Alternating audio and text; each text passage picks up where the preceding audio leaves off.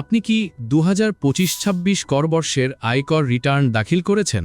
একজন সচেতন নাগরিক হিসাবে যদি আপনার বার্ষিক আয় করমুক্ত সীমা অতিক্রম করে তাহলে আয়কর রিটার্ন দাখিল করা বাধ্যতামূলক। শুধু তাই নয়, ব্যাংক লোন, ক্রেডিট কার্ড, জমি ক্রয় বিক্রয় কিংবা বিভিন্ন সরকারি সেবা গ্রহণেও আয়কর রিটার্ন দাখিলের প্রত্যয়নপত্র অপরিহার্য।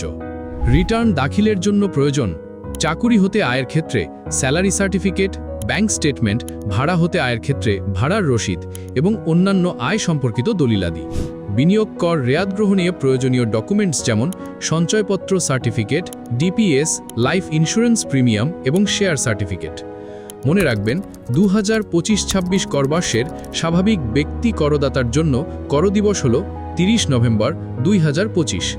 নির্ধারিত সময়ের মধ্যে রিটার্ন দাখিল না করলে জরিমানা ও আইনগত জটিলতায় পড়তে পারেন। সঠিকভাবে রিটার্ন দাখিলের জন্য ভরসা রাখুন বিজভিক কনসালটেন্সিতে। আপনার সর্বোচ্চ সেবা নিশ্চিত করতে আমাদের আছে এনবিআর সার্টিফাইড দক্ষ আয়কর আইনজীবী আইটিপি।